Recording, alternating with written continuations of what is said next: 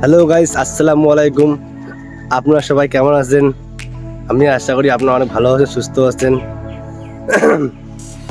আজকে আমি আপনাদের কাছে এমন একটা জিনিস নিয়ে আলোচনা করব, আপনারা শুনলে অবাক হয়ে যাবেন। আজকে সেই জিনিসটারই বিশ্লেষণ করতে আমি যাইতেছি আমাদের গ্রামের যে স্কুলটা আছে, জগন্নাথ স্কুল, সেই স্কুলে যাইতেছি। আমাদের সঙ্গে থাকুন, দেখতে থাকুন আমরা স্কুলে যে কী করি। আমি যাইতেছি আমাদের স্কুল, জগন্নাথ স্কুল। সেখানে গিয়ে একটা বিশেষ ধরনের একটা আলোচনা করব। আপনারা আমাদের পাশে থাকুন, দেখতে থাকুন। এই দেখেন কত সুন্দর আমাদের গ্রাম। এক পাশ নদী আর এক পাশ যে গ্রাম, পুরো মনোরম পরিবেশ আর নদীর ঠান্ডা হাওয়া, আহা সেই সুন্দর। আমার গ্রামটা আসলে অনেক সুন্দর। আমার গ্রামে আসবেন, আমাদের সঙ্গে দেখা করবেন, কথা বলবেন, খুব ভালো লাগবে। আপনাদেরও ভালো লাগবে, আমাদেরও ভালো লাগবে। আর আমাদের সঙ্গে আছে আমার ভাস্তা, এই সালাম। আমার দেখতেছি আমাদের ছোটোবেলাকার স্কুল, জগন্নাথ স্কুল। আসলে জগন্নাথ স্কুল নিয়ে আমি একটা বিশেষ, আর আমার লাগছে ঠান্ডার জন্য আমাদের বর্তমানে হচ্ছে হাসি, কাশি, সর্দি। আপনারা সতর্ক থাকবেন, আমার ভিডিওর সময় দেখতে থাকুন।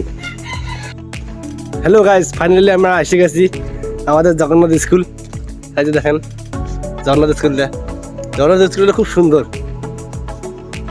ছোটোবেলাকে আমরা এই স্কুলে পড়াশোনা করতাম, তখন আমার বয়স ছিল 4-5 বছর বয়স। অনেক দুষ্টু ছিলাম।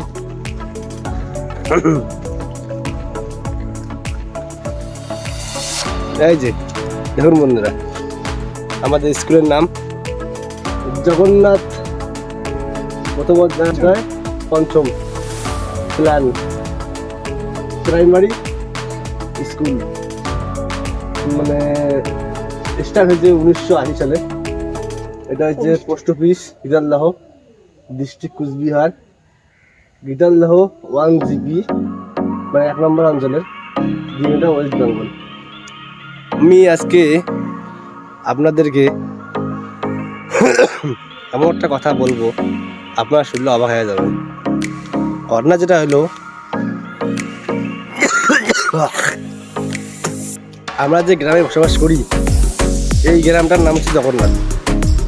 আসলে জগন্নাথ কথাটির অর্থ কি? জগন্নাথ কথাটির অর্থ হলো,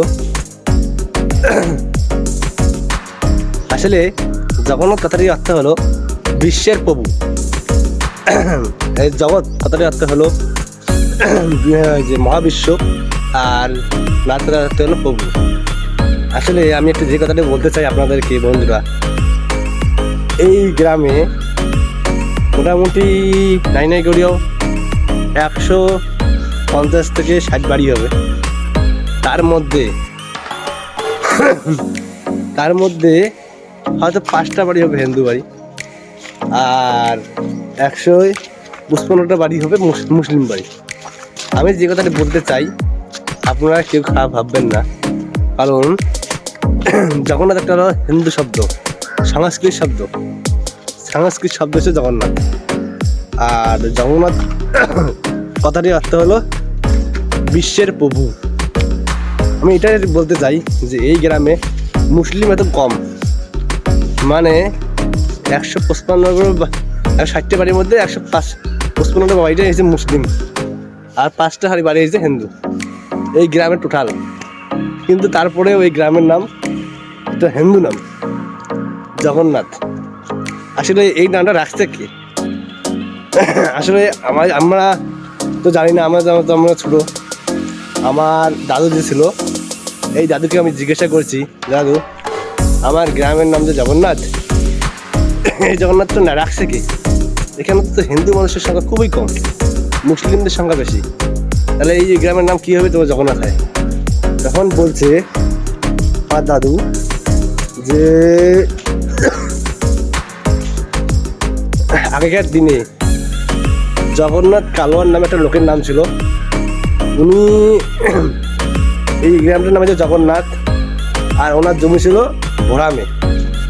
ওনার অনেক জমি, মানে আগেকার দিনে উনি একজন প্রভাবশালী ধনী লোক ছিল। ওই ওনার নামকরণে এই গ্রামের নাম তো হয়েছে জগন্নাথ।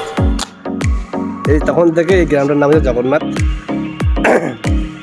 যা মানে যতই বাইরের লোক শুনে নামটা শুনে অবাক হয়ে যায়, কারণ জগন্নাথ একটা হলো মানুষের নাম। আর জগন্নাথ শব্দ অর্থ তো আপনি জানেন, আপনাদেরকে বললাম। ঠিক আছে বন্ধুরা, আপনারা ভালো থাকবেন, সুস্থ থাকবেন। আপনাদেরকে এটাই আমি আল্লাহ ভগবানের কাছে এটাই কামনা করি। আর আপনারা যদি আমার কোনো ভুল ত্রুটি হয়ে থাকে আমাকে ক্ষমা করবেন।